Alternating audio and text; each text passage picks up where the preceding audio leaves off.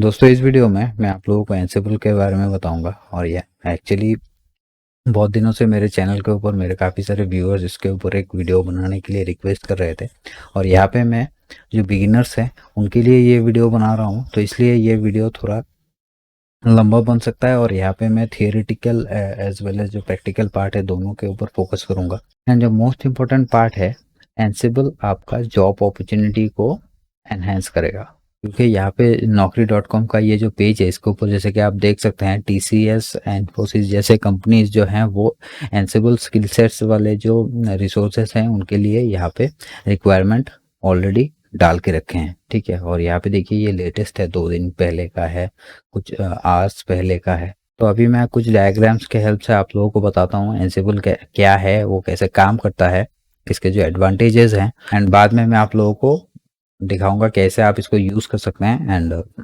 इसका जो basic setup है वो भी आप कैसे कर सकते हैं।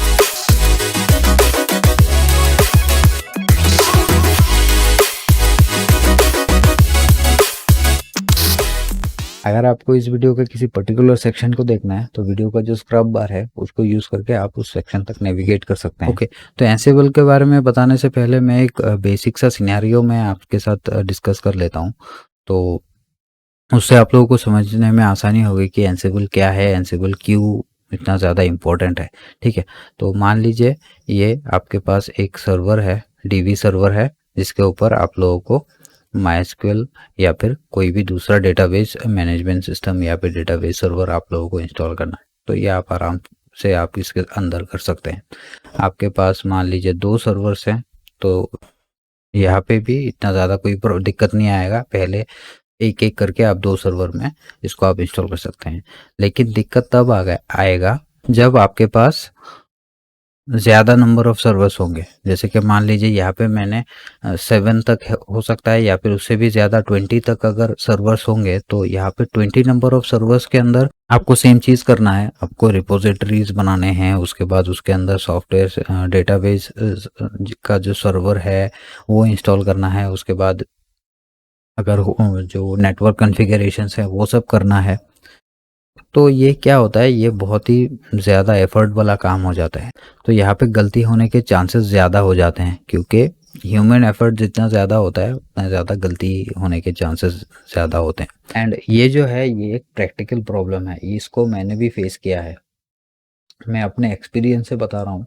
मैंने 2 साल तक सिर्फ 12 सर्वर्स को मैंने मेंटेन किया है। लेकिन कभी कभी क्या होता है, जब आपको कम टाइम में ज़्यादा कुछ डिलीवर करना होता है तब प्रॉब्लम होता है। ठीक है, तो मैं सिर्फ 12 सर्वर्स का एक्सपीरियंस मैं आप लोगों को बता रहा हूँ। जो बड़े एंटरप्राइजेज में जो होते हैं, जहाँ पे 50 सर्वर्स होते हैं, 100 सर्वर्स होते हैं, उससे भी ज़्यादा सर्वर्स भी होते हैं, तो उनको ऐसे एक एक करके ऐसे मैनेज करना वो बहुत ही शिद्दत वाला काम होता है। ठीक है, तो यहाँ पे चाहिए हम लोगों को ऑटोमेशन। ऑटोमेशन मतलब हम लोग एक बार कॉन्फ़िगरेशन करेंगे और बाकी जो भी सर्वर्स हैं उनमें वो ऑटोमेटिक रेप्लिकेट हो जाएंगे। ठीक है ना, तो इसके जैसे ऑटोमेशन को इम्प्लीमेंट करने के लिए हमको चाहिए एक मास्टर सर्वर। ठीक है, तो ये जो मास्टर सर्वर है ये सब जो बाकी जितने सारे सर्वर्स हैं उनके साथ ये कनेक्टेड रहता है।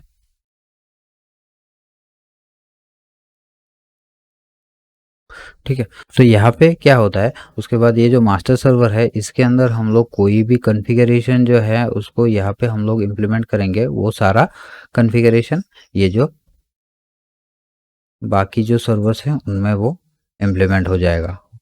ठीक है, तो यहाँ पे ये जो है इसके जैसे ऑटोमेशन को इम्प्लीमेंट करने के लिए 2 अलग-अलग जो अप्रोचेज़ हैं। ठीक है, तो 2 अप्रोचेज़ में जो सबसे पहला वाला है वो है एजेंट बेस्ड।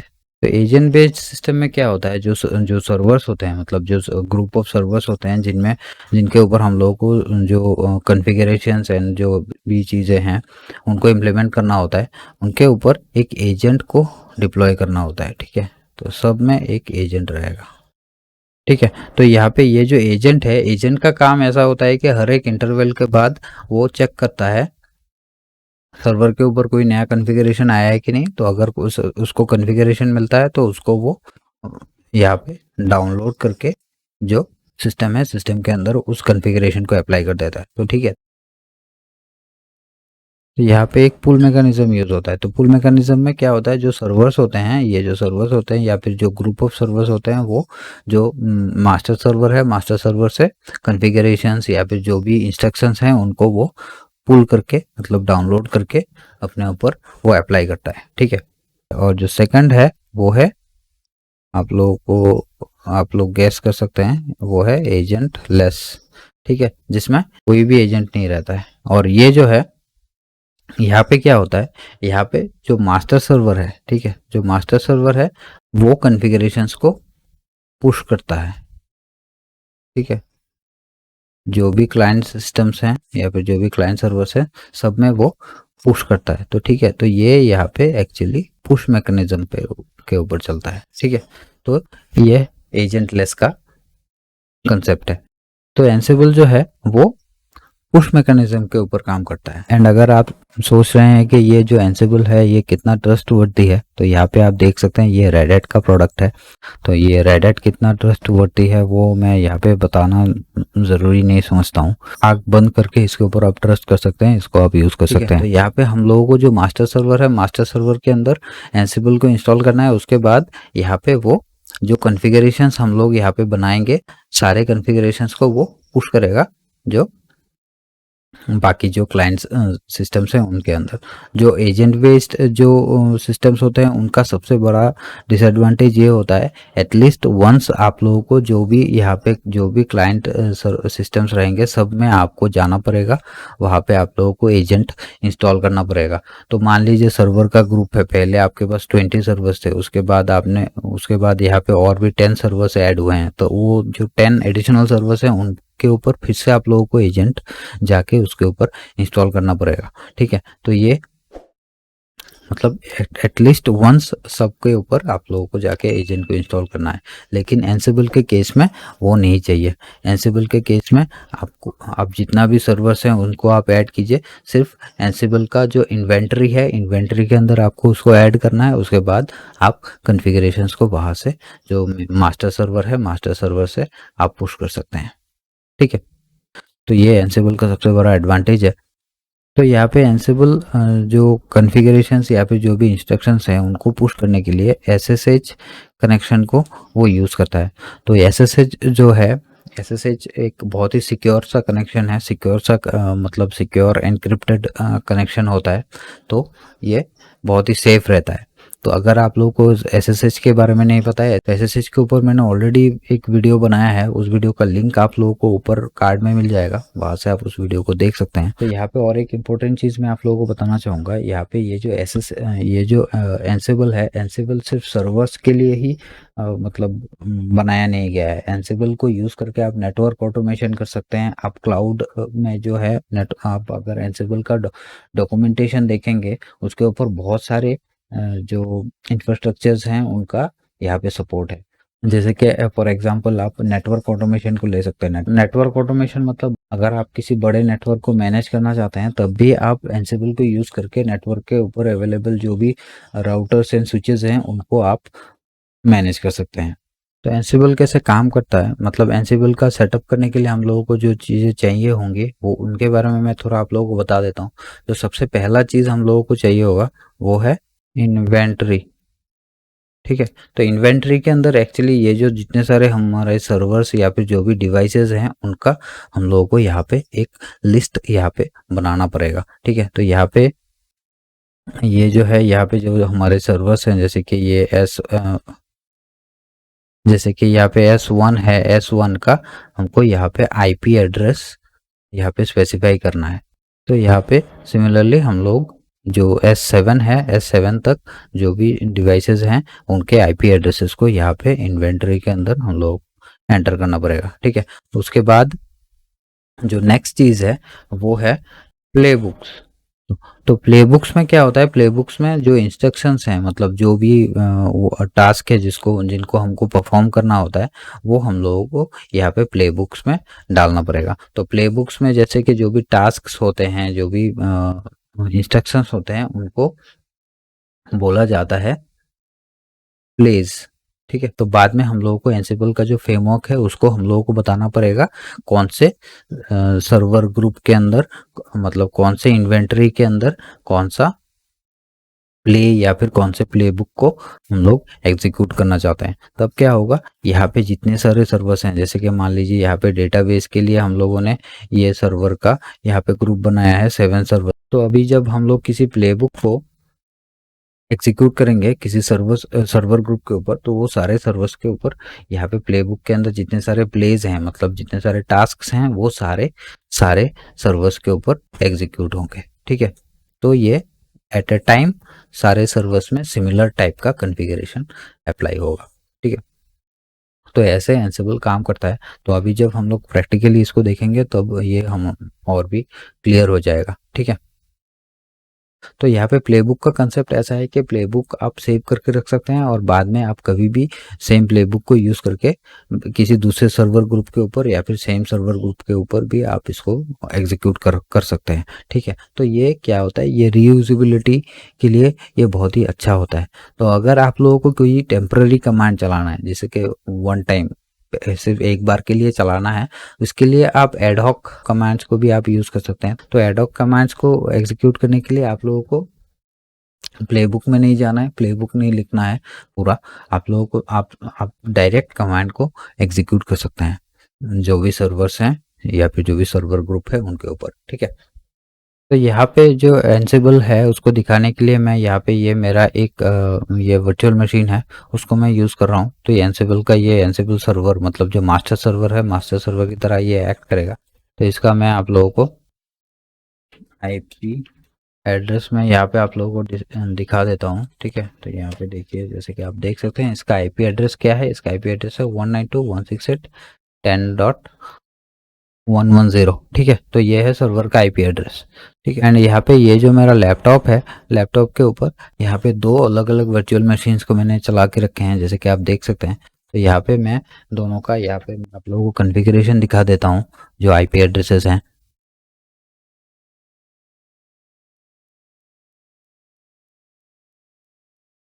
तो यहाँ पे जैसे कि आप देख सकते हैं एक सर्वर का, यहाँ पे एक सिस्टम का आईपी एड्रेस है 121 एंड जो दूसरा है दूसरे का है 122। ठीक है। तो यहाँ पे दो मेरा क्लाइंट है। ठीक है। तो यहाँ पे मैं ये जो दो क्लाइंट्स हैं इनको मैं यहाँ पे डेटाबेस सर्वर की तरह मैं इनको यूज़ करना चाहता हूँ। तो यहाँ पे इन दोनों में मैं माइस्क्यूएल जो सर्वर है, माइस्क्यूएल सर्वर मैं यहाँ पे इंस्टॉल करूँगा एंसिबल को यूज़ करके। ठीक है। तो यहाँ पे मैं अभी ये मेरे डेस्कटॉप के ऊपर आ जाता हूँ। तो यहाँ पे मैं सोलर पट्टी जो है, सोलर पट्टी का मैं यूज़ करूँगा। सोलर पट्टी को यूज़ करके ये देखिए जो सर्वर है, सर्वर के साथ मैंने ऑलरेडी कनेक्ट कर लिया है जो मास्टर सर्वर है उसके साथ, और जो क्लाइंट्स हैं उनके साथ भी मैं यहाँ पे कनेक्शन कर लेता हूँ। तो यहाँ पे जो मोस्ट इम्पोर्टेंट चीज़ है वो है एसएसएच। आपके सिस्टम में जो भी मास्टर सर्वर है या फिर जो भी क्लाइंट सिस्टम्स हैं उन सब में जो एसएसएच है वो इंस्टॉल होना चाहिए। ठीक है। वीडियो अगर यहाँ तक आप लोगों को पसंद आया है तो लाइक कर दीजिए इस वीडियो को। आप सपोर्ट कर सकते हैं मेरे और कोई चैनल को सब्सक्राइब करके। ठीक है। तो ये एक के साथ कनेक्ट हो गया है, जो दूसरा वाला है उसके साथ भी मैं कनेक्ट कर लेता हूँ। तो ये तीनों सर्वर्स के साथ यहाँ पे कनेक्शन मेरा एस्टेब्लिश हो चुका है। तो यहाँ पे मुझे ये जो मेरा मास्टर सर्वर है उसके ऊपर ही मुझे ज़्यादा काम करना है। ठीक है। तो यहाँ पे मैं इनके अंदर जो कॉन्फ़िगरेशन है उसको मैं चेक कर लेता हूँ, मतलब जो रिपोजिटरी का है उसका। तो यहाँ पे मैं सीडी करता हूँ। ठीक है। तो यहाँ पे कोई भी फाइल नहीं है। ठीक है। यहाँ पे मैं एल करके देख लेते हैं, यहाँ पे कोई भी फाइल नहीं है। सिमिलरली मैं दूसरे वाले के ऊपर भी देख लेता हूँ, इसके अंदर भी कुछ नहीं है। ठीक है। तो यहाँ पे जो पहला मैं टास्क है मैं करूँगा वो है मेरा जो ये मास्टर सर्वर है, मास्टर सर्वर के अंदर मैं यहाँ पे आप लोगों को दिखा देता हूँ। इसके अंदर etc/em यहाँ पे मेरा जो ये डीवीडी का जो रेपो फाइल है उसको मैं यहाँ पे इसका कंटेंट भी आप लोगों को दिखा देता हूँ। ठीक है। तो यह है दो यहाँ पे जैसे कि आप देख सकते हैं बेस ओएस का एक है यहाँ पे, और ये जो है ऐप स्ट्रीम का है। तो ये लोकल एचटीटीपी सर्वर के ऊपर ये चल रहा है। तो यहाँ से ये जो है जो कंटेंट है वो उनको डाउनलोड किया जा सकता है। ठीक है। और ये जो अभी जो जो मास्टर सर्वर है, मास्टर सर्वर के ऊपर ही ये HTTP सर्विस चल रहा है। ठीक है, तो अभी देखिए एंसिबल जो है, एंसिबल को पहले हम लोगों को इंस्टॉल करना पड़ेगा। ये जो अभी मेरा मास्टर सर्वर है उसके ऊपर, तो एंसिबल को इंस्टॉल करने के लिए कमांड है yum install ansible 4। ठीक है,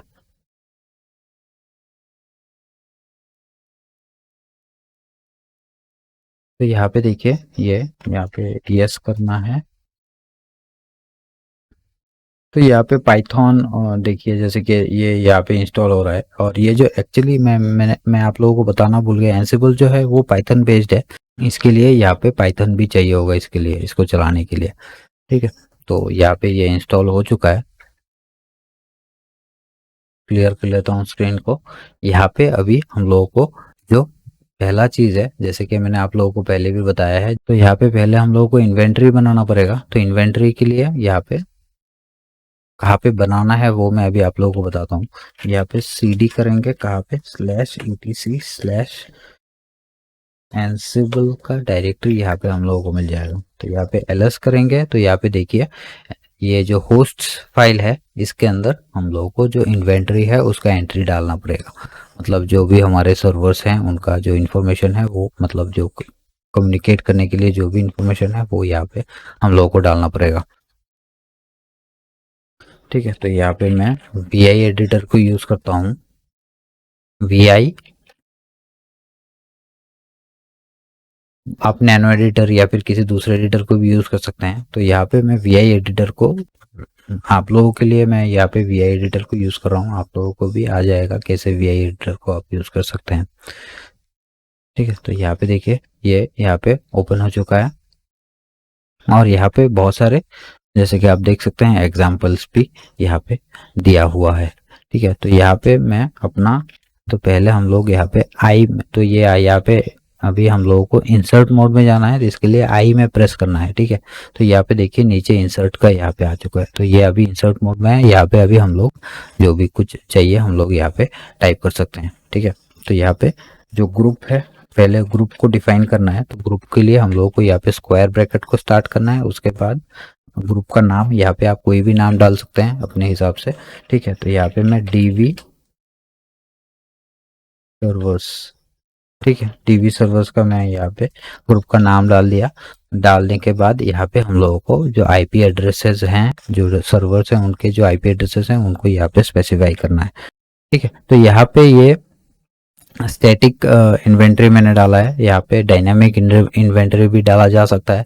आप एंसिबल का जो डॉक्यूमेंटेशन है उसको फॉलो करेंगे तो यहाँ पे भी आप बहुत चीज़ों को कर सकते हैं। ठीक है, यहाँ पे मान लीजिए 100 सर्वर्स हैं, तो 100 सर्वर्स के लिए मान लीजिए 101 से स्टार्ट करके टिल 200 तक आपके सर्वर्स हैं, तब यहाँ पे आप जो डायनामिक नंबरिंग है उसको आप यहाँ पे यूज़ कर सकते हैं। तो यहाँ पे मैंने इन्वेंटरीज का जो यहाँ पे इनका आईपी एड्रेसेस डाल दिए हैं, लेकिन यहाँ पे एसएसएच लॉगिन का इन्फॉर्मेशन भी डालना है, कौन से यूज़र को यूज़ करके लॉगिन करेगा, एंड जो पासवर्ड है वो भी यहाँ पे डालना पड़ेगा। तो इसके लिए यहाँ पे वापस से हम लोग स्क्वायर ब्रैकेट को स्टार्ट करना पड़ेगा। यहाँ पे डीवी जो ग्रुप, यहाँ पे ये जो ग्रुप का नाम है, सेम ग्रुप का नाम यहाँ पे डालना पड़ेगा। उसके बाद कोलन डाल के यहाँ पे वार्स, मतलब वेरिएबल्स एक्चुअली। ठीक है, तो यहाँ पे एंसिबल यूजर इक्वल टू, यहाँ पे यूजर का नाम डालना है एक्चुअली। तो यहाँ पे मैंने यूजर नेम एंड पासवर्ड डाल दिया है। तो अभी मैं ये जो फाइल है, इसको इन्वेंटरी का जो फाइल है इसको क्लोज करना है। तो इसको क्लोज करने के लिए कीबोर्ड के ऊपर ये जो इंसर्ट मोड है इसको क्लोज करना है। इसको क्लोज करने के लिए एस्केप में प्रेस कीजिए। एस्केप में प्रेस करने के बाद कीबोर्ड के ऊपर सेट कोलन जो है उसको टाइप करना है। कोलन टाइप करने के बाद यहाँ पे WQ मतलब राइट एंड क्विट। ठीक है, तो ये सेव हो जाएगा। ठीक है, तो यहाँ पे जो होस्ट फाइल है वो यहाँ पे सेव हो चुका है। ये जो सर्वर ग्रुप बनाया है इन्वेंटरी के अंदर, उसके ऊपर एक एडहॉक कमांड को एग्जीक्यूट करके देखते हैं ये ठीक से काम कर रहा है कि नहीं। ठीक है, तो यहाँ पे इसके लिए एंसिबल, उसके बाद जो ग्रुप है उसका नाम हमको डालना पड़ेगा DB-A, मतलब एडहॉक कमांड चलाएंगे। कौन सा कमांड चलाएंगे, ये जो OMI का कमांड मैं चला के देखता हूँ। तो यहाँ पे देखिए ये दोनों सर्वर्स में ये कमांड एग्जीक्यूट हो चुका है। ठीक है, तो ये रूट अकाउंट है, रूट अकाउंट है क्योंकि हम लोगों ने जो इन्वेंट्री है वहाँ पे रूट अकाउंट को स्पेसिफाई किया था। ठीक है, तो ये अभी ठीक से काम कर रहा है, मतलब जो इन्वेंट्री है वो हमारा सेट हो चुका है। अभी हम लोग जो प्लेबुक है उसका हम लोग कॉन्फ़िगरेशन बना सकते हैं। तो यहाँ पे मैं भी आप लोगों को जो भी एग्जांपल यहाँ पे मैं दिखाऊंगा प्लेबुक का, एंड जो प्लेबुक के अंदर अलग अलग मॉड्यूल्स को हम लोग यूज़ कर सकते हैं। तो यहाँ पे जो भी मॉड्यूल्स हैं जो है इनके लिए आप एंसिबल का जो डॉक्यूमेंटेशन है उसको आप यूज़ कर सकते हैं। एंसिबल का जो डॉक्यूमेंटेशन है उसका मैं लिंक वीडियो के डिस्क्रिप्शन में प्रोवाइड कर दूंगा, वहाँ से आप उसको देख सकते हैं। और यहाँ से भी आप जो कमांड लाइन है वहाँ से भी आप एंसिबल का जो डॉक्यूमेंटेशन है उसको एक्सेस कर सकते हैं। वो मैं अभी आप लोगों को बताता हूँ कैसे आप उसको कर सकते हैं। तो यहाँ पे एंसिबल का जो डॉक्यूमेंटेशन है उसको अगर आप सिस्टम का जो कमांड लाइन है वहाँ से अगर एक्सेस करना चाहते हैं तो यहाँ पे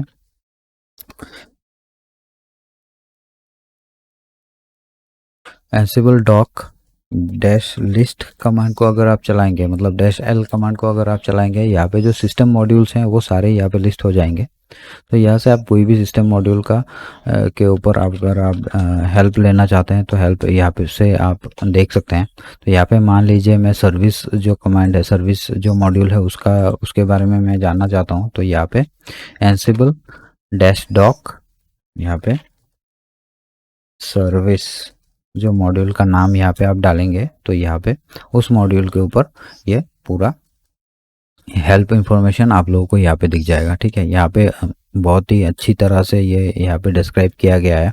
यहाँ पे एग्जांपल्स भी हैं जैसे कि आप यहाँ पे देख सकते हैं। तो इन एग्जांपल्स को यूज़ करके आप इनको यहाँ से ये मतलब इनको आराम से आप प्ले बुक्स को बना सकते हैं। यहाँ पे जो सिस्टम मॉड्यूल्स हैं वही यहाँ पे लिस्टेड है। आपको अगर बाकी मॉड्यूल्स के बारे में जानना है तो यहाँ पे एंसिबल docs.ansible.com ये जो वेबसाइट है यहाँ पे इसको ओपन कीजिए। ओपन करने के बाद यहाँ पे जो एंसिबल कम्युनिटी डॉक्यूमेंटेशन है उसमें जाने के बाद यहाँ पे देखिए गेटिंग स्टार्टेड जो है वहाँ पे जाने के बाद यहाँ पे एंसिबल का जो वर्जन है वर्जन यहाँ पे लेटेस्ट सेट किया गया है 2.9 को आप सिलेक्ट कर लीजिए। 2.9 को सिलेक्ट करने के बाद यहाँ पे देखिए वर्किंग विथ मॉड्यूल्स, तो अलग अलग मॉड्यूल्स के बारे में अगर आपको जानना है तो यहाँ पे देखिए मॉड्यूल इंडेक्स आपको मिल जाएगा। तो यहाँ पे मॉड्यूल इंडेक्स में जाएंगे तो यहाँ पे देखिए अलग अलग टाइप के जो मॉड्यूल्स हैं सब यहाँ पे लिस्टेड हैं। और यहाँ पे ऑल मॉड्यूल्स में आप क्लिक करेंगे तो एंसिबल के जितने सारे मॉड्यूल्स हैं यहाँ पे देखिए ये लिस्ट काफ़ी लंबा है। ठीक है, ये मतलब आप सोच भी नहीं सकते इतना लंबा है ये। ठीक है, तो यहाँ पे बहुत सारे मॉड्यूल्स हैं, VMware के मॉड्यूल्स हैं, उसके बाद MySQL, पोस्टग्रेस SQL। तो ये आप सोच सकते हैं ये कितना यूज़फुल हो सकता है इन मॉड्यूल्स को यूज़ करके हम लोग अगर ऑटोमेशन को इम्प्लीमेंट करना चाहें। तो पे जो विजुअल यहाँ पे कोड जो है कोड एडिटर को यूज़ करके यहाँ पे मैंने दो प्लेबुक्स मैंने यहाँ पे लिखा है। तो एक पहला वाला प्लेबुक है ये जो है ये क्या करेगा, ये जो मास्टर सर्वर है मास्टर सर्वर का जो यहाँ पे DVD जो रेपो जो है फाइल है जो रिपोजिटरी फाइल है उसको जो डेस्टिनेशन है डेस्टिनेशन सर्वर के सेम पाथ में वो कॉपी करेगा। ठीक है, उसके बाद जो रिपोजिटरीज है उसको उनको वो रिफ्रेश करेगा। ठीक है, तो यहाँ पे इसको मैं यहाँ पे ये जो है और ये जो प्लेबुक है प्लेबुक ये जैसे कि आप देख सकते हैं YML जो फाइल का एक्सटेंशन है, मतलब YAML लैंग्वेज है उसमें ये इसको लिखना पड़ता है। तो यहाँ पे ये देखिए ये बहुत ही आसान है ये एक्चुअली, जैसे कि आप देख सकते हैं बाकी जैसे कि XML हो गया या फिर JSON जो है उनसे भी ये काफ़ी ज़्यादा ये आसान है। देखिए यहाँ पे जो इंडेंट है इंडेंटिंग को यूज़ करके यहाँ पे अलग अलग वैल्यूज़ को यहाँ पे स्पेसिफाई किया जाता है इसमें। तो ये जो YAML है YAML का actually full form according to Red Hat yet another markup language है।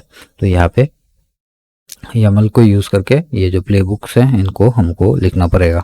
यहाँ पे एंसिबल वाले डायरेक्टरी के अंदर मैं यहाँ पे एक दूसरा डायरेक्टरी बना लेता हूँ प्ले बुक्स के लिए। तो मैं यहाँ पे नया प्ले बुक बनाऊंगा एंड ये जो है ये जो प्ले बुक का कंटेंट है इसको मैं कॉपी करके जो नया प्ले बुक है उसके अंदर मैं डाल देता हूँ। तो यहाँ पे जो सर्वर का ग्रुप है उसका नाम यहाँ पे चेंज करना पड़ेगा DB। ठीक है, तो यहाँ पे मैं थोड़ा ये जो प्लेबुक है इसके बारे में बता देता हूँ। तो यहाँ पे होस्ट जो है, यहाँ पे एक्चुअली जो सर्वर ग्रुप है उसका नाम यहाँ पे डालना पड़ता है, जो कि हम लोगों ने इन्वेंटरी में जो बनाया था वही सर्वर ग्रुप का नाम यहाँ पे डालना पड़ेगा। एंड यहाँ पे देखिए, यहाँ पे ये जो है ये एक्चुअली जो मॉड्यूल है, मॉड्यूल का नाम है जिस मॉड्यूल को हम लोग यहाँ पे यूज़ कर रहे हैं। तो यहाँ पे ये कॉपी मॉड्यूल को मैं यहाँ पे यूज़ कर रहा हूँ। कॉपी मॉड्यूल का यहाँ पे सोर्स एंड डेस्टिनेशन है। एंड यहाँ पे देखिए, यहाँ पे जो रिफ्रेशिंग रिपोजिटरीज हैं उसके लिए यहाँ पे मैं यम मॉड्यूल को यूज़ कर रहा हूँ। तो ये दोनों ही सिस्टम मॉड्यूल्स हैं, ठीक है। तो इन दोनों सिस्टम मॉड्यूल्स को मैं यहाँ पे यूज़ कर रहा हूँ। ये यहाँ पे डाल दिया। सिंटेक्स यहाँ पे आप अच्छी तरह से नोटिस कीजिए, पहले 3 डैश डालना पड़ेगा, उसके बाद उसके हिसाब से इसको डालना पड़ेगा। तो यहाँ पे मैं इसको कॉपी कर लेता हूँ। कॉपी करने के बाद यहाँ पे VI रीडर को यूज़ करके मैं प्लेबुक को बनाऊंगा, ठीक है। तो यहाँ पे इंसर्ट मोड में जाएंगे, इसको यहाँ पे मैं पेस्ट कर देता हूँ, ठीक है। तो ये यहाँ पे इसको मैं सेव कर लेता हूँ। तो ये सेव हो चुका है। यहाँ पे जो प्लेबुक है ये वो आ चुका है। यहाँ पे मैं प्लेबुक को भी एग्जीक्यूट करूंगा। प्लेबुक को एग्जीक्यूट करने के लिए एनसिबल, ये मैं मास्टर सर्वर से कर रहा हूँ, ठीक है। एनसिबल प्लेबुक, प्लेबुक का नाम यहाँ पे डालना है, ठीक है। तो यहाँ पे प्लेबुक अभी मैं एंटर में प्रेस करता हूँ। तो ये देखिए, ये इसका ऑपरेशन स्टार्ट हो चुका है,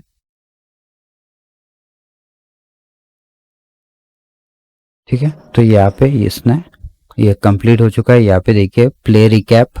तो यहाँ पे इसने टोटल 3 टास्क को यहाँ पे परफॉर्म किया है। गैदरिंग फैक्ट वाला, यहाँ पे copying repo file from server to client, ये मैंने इसको टास्क प्रोवाइड किया था। और रिफ्रेशिंग रिपोजिटरीज, ये भी मैंने यहाँ पे प्रोवाइड किया था। जैसे कि आप देख सकते हैं यहाँ पे copying repo file from server to clients, ये एक है। एंड दूसरा है वो है ये।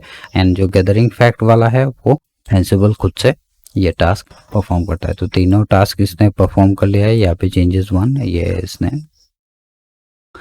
ये जो है रिपोजिटरी जो है इसके टाइम पे इसने सिस्टम के ऊपर ये चेंजेस को किया है। तो यहाँ पे मैं जाता हूँ। वापस जाने के बाद यहाँ पे अभी देखते हैं जो रिपोजिटरी फाइल है वो आया है कि नहीं। देखिए यहाँ पे डीवीडी रेपो जो फाइल है वो आ चुका है। यहाँ पे एक एक्स्ट्रा रेडिट का यहाँ पे आया है। सेम दूसरे वाले के ऊपर भी देख लेते हैं। सेम देखिए यहाँ पे डीवीडी रेपो का फाइल आ चुका है और यहाँ पे ये आ चुका है। तो रिपोजिटरी हमारा रेडी है। यहाँ पे ये जो क्लाइंट सिस्टम है इसके ऊपर यम रेपो लिस्ट अगर हम लोग चेक करेंगे तो यहाँ पे देखिए ये एपस्ट्रीम एंड बेस ओएस जो 2 रिपोजिटरीज हैं वो यहाँ पे आ चुके हैं, ठीक है। तो यहाँ पे अभी मैं वापस से मास्टर सर्वर में जाता हूँ। मास्टर सर्वर में जाने के बाद अभी ये जो 2 सर्वर हैं उनमें अगर मैं माइस्क्यूएल को इंस्टॉल करना चाहूँ तो इसके लिए भी मैंने एक प्ले बुक बना के रखा है। तो यहाँ पे देखिए ये जो है दूसरा प्ले बुक है, ठीक है। तो यहाँ पे भी इसका जो नाम है, ठीक है। तो यहाँ पे देखिए टास्क में मैं यहाँ पे ये जो एक्स्ट्रा लाइन है इसको हटा देता हूँ। तो यहाँ पे टास्क में देखिए इंस्टॉल माइस्क्यूएल डीबी सर्वर, यहाँ पे यम मॉड्यूल को मैंने यूज़ किया है। नेम देखिए माइस्क्यूएल सर्वर जो है इस पैकेज को वो इंस्टॉल करेगा। स्टेट यहाँ पे लेटेस्ट, मतलब लेटेस्ट वाला माइस्क्यूएल का जो भी पैकेज है उसको वो इसको इंस्टॉल करना पड़ेगा, ठीक है। तो यहाँ पे स्टेट में और भी है बहुत सारा। अगर आपको रिमूव करना है तो यहाँ पे रिमूव्ड लिख सकते हैं। तो ये अगर इंस्टॉल्ड है वो उसको रिमूव कर देगा, अगर नहीं है वो तो उसको स्किप कर देगा, ठीक है। तो यहाँ पे अलग अलग बहुत सारे स्टेट्स हैं, वो मैं वापस से मैं बताता हूँ। यहाँ पे जैसे कि आप देख सकते हैं जो यहाँ पे डॉक्यूमेंटेशन है या फिर ये जो देखिए ये जो है यहाँ पे आप एग्जाम्पल्स हैं यहाँ पे आप देख सकते हैं। एंड यहाँ पे जो माइस्क्यूएल का सर्विस है उसको एनेबल करना है, ठीक है। क्योंकि हर बार जब सिस्टम रिबूट होगा तब ये ऑटोमेटिक स्टार्ट होना चाहिए और जो करंट जो स्टेट है वो भी यहाँ पे स्टार्टेड रहना चाहिए। तो यहाँ पे ये जो प्लेबुक है इसको मैं अभी चला के दिखाता हूँ आपको। यहाँ पे मैं इसको कॉपी कर लिया है मैंने। अभी मैं इसको इंस्टॉल करने से पहले और एक चीज़ मैं यहाँ पे दिखा देता हूँ। यहाँ पे देखिए यहाँ पे रिपोजिटरीज तो हैं। यहाँ पे अगर मैं MySQL का कमांड चलाऊंगा तो ये कमांड नॉट फाउंड बोलता है, ठीक है। मतलब इसमें अभी MySQL इंस्टॉल नहीं है। या फिर मैं यहाँ पे यम लिस्ट इंस्टॉल, यहाँ पे मैं grep MySQL का कमांड चलाऊंगा तो यहाँ पे MySQL का कुछ नहीं मिला इसको, ठीक है। तो MySQL इसके अंदर नहीं है, इसके अंदर इंस्टॉल्ड नहीं है, ठीक है। तो यहाँ पे ये जो मास्टर सर्वर है, यहाँ पे मैं और एक प्लेबुक बनाता हूँ।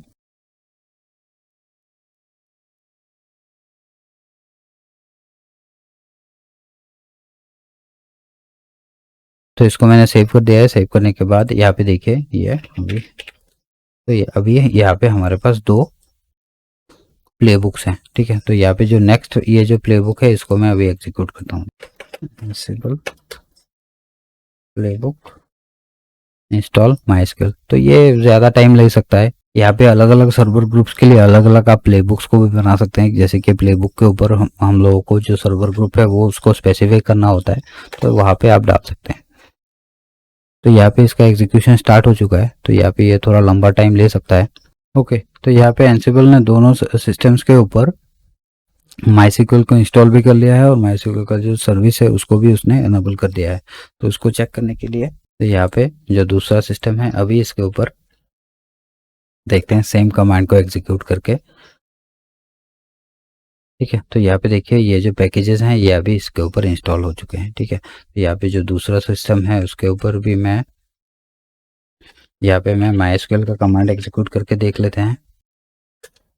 देखिए ये इंस्टॉल हो चुका है। तो यहाँ पे वापस आप जैसे कि देख सकते हैं यहाँ पे जो टास्क है, यहाँ पे 3 टास्क इसने परफॉर्म किया है। हालांकि मैंने 2 टास्क को ही यहाँ पे स्पेसिफाई किया था, इंस्टॉल करना है और एनेबल जो सर्विस है उसको करना है और गैदरिंग फैक्ट वो अपने आप से किया। तो ये जो 2 प्लेबुक्स हैं उनको डाउनलोड करने का लिंक मैं वीडियो के डिस्क्रिप्शन में प्रोवाइड कर दूंगा। वहाँ से आप उनको डाउनलोड करके आप अपने रेफरेंस या फिर अपने टेस्टिंग के लिए आप इसको यूज़ कर सकते हैं।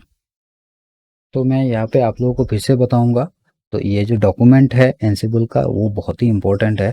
आप कहीं पे भी जाएंगे एंसिबल का, आप कोई भी डेडिकेटेड कोर्स भी करेंगे, कोई भी आपको एंसिबल का जो जितने सारे मॉड्यूल्स हैं, जितने सारे उसके यूजेस हैं, उनके बारे में कोई भी आप लोगों को पूरा नहीं बता पाएगा, क्योंकि इसका जो है इसका बहुत सारे मॉड्यूल्स हैं और भी नए नए मॉड्यूल्स डेवलप हो रहे हैं इसके लिए। तो जो डॉक्यूमेंटेशन है उसको आप अच्छी तरह से फॉलो कीजिए, उससे आप लोगों को इसका पूरा आपको आप इसके अंदर बहुत ही अच्छे अच्छे प्रैक्टिसेस को भी आप कर सकते हैं, ठीक है। तो आप डॉक्यूमेंटेशन को फॉलो करके एंसिबल को और भी अच्छी तरह से सीखिए। उसके लिए ऑल द बेस्ट।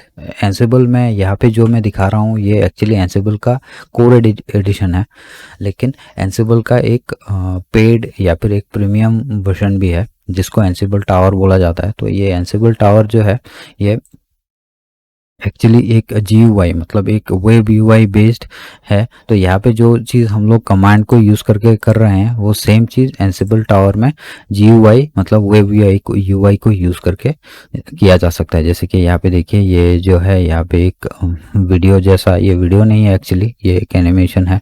तो यहाँ पे इन्वेंटरी को कैसे क्रिएट किया जाता है देखिए, ये कितना आसान है यहाँ पे बनाना। तो ऑब्वियसली ये जो है इस GUI को यूज़ करके प्रोडक्टिविटी जो है उसको वो और भी इम्प्रूव होगा, ठीक है। लेकिन ये पेड है, मतलब ये खरीदना पड़ता है। तो ये एंटरप्राइजेस के लिए ही ये ज़्यादा सूटेबल है। लास्ट में मैं ये जो जितने सारे सर्वर्स हैं इनको मैं यहाँ पे ये एंसिबल को यूज़ करके सबको एक साथ शट डाउन करके मैं आप लोगों को दिखाता हूँ, ठीक है। तो ये बहुत मज़ा आएगा देखने में। तो यहाँ पे मैं एक एडहॉक कमांड को एग्जीक्यूट करता हूँ।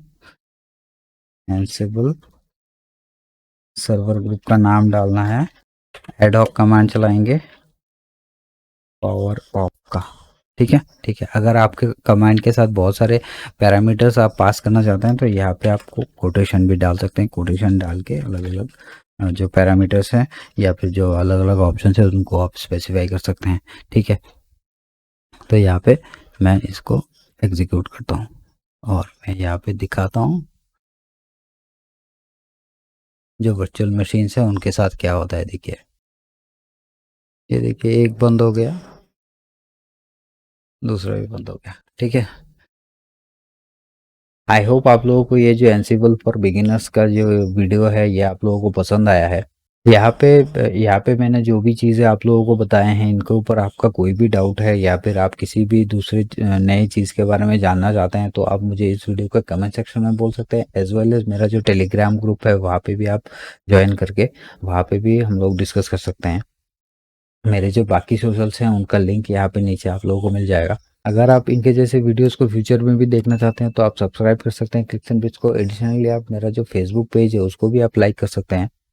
एंड यहाँ पे स्क्रीन के ऊपर और भी रिलेटेड वीडियो शो हो रहे होंगे, आप उनको भी देख सकते हैं। Thank you for watching this video. मैं आपसे मिलता हूँ नेक्स्ट वीडियो में, तब तक के लिए मैं देवाशीष साइनिंग ऑफ।